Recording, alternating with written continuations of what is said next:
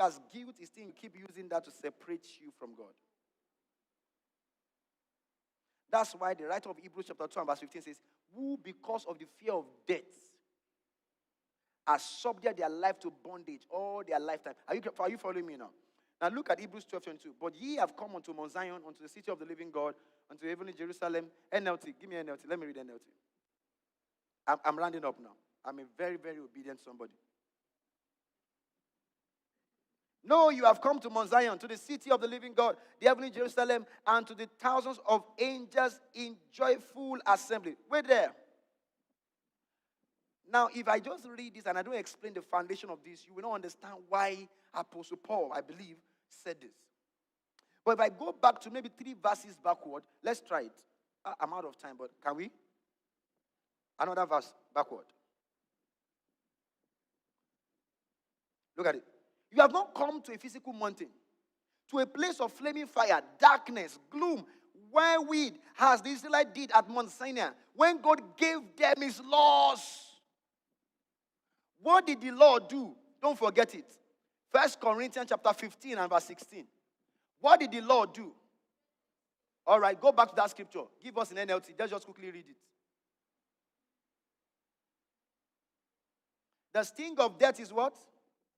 And the strength of the law is what? Give us an NLT. Let's read it. Everybody. I've not lost you. I will soon round up in 5 minutes or 10 minutes. Latest. 10 minutes. Let's say 10 minutes. Let's 10 minutes. For sin is the sting that results in what? And the law gives sin its what? So, the killability of sin was strengthened by the law. The potency to be pulled away from God by sin was strengthened by the law. Now, Hebrews chapter 12 again. Go back there. So let's see what happened. On that mountain when God gave them the law, see what happened. Quickly. He says, but ye have come. No. What verse? Was it verse 19 or there? But I can't remember. What verse was it? 18.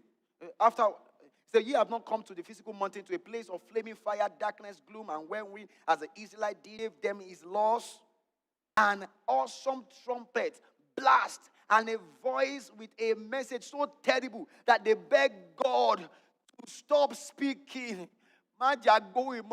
They were begging God. Now, you are begging God to hear God. Some beg God not to hear him. When law showed up,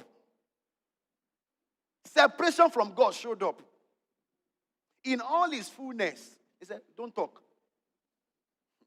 Look at the next verse. Even Moses, look at it. They stagger back under God's command. They stagger back. As those words were coming, they were far. They stagger back. Even if an animal thought. Look at the next verse. Moses himself was so frightened at the sight that he said, I am terrified and trembling. Verse 22 now. No! You didn't come to a mountain where law was given to strengthen death. No, you have come to Mount Zion, to the city of the living God, to the heavenly Jerusalem, to the thousands of angels in joyful assembly. Look at it. You have come to the assembly of God's first children, whose names are written, nor shall be written, whose names are written in heaven.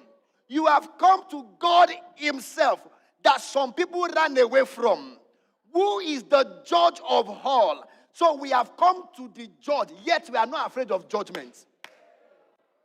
He says, you have come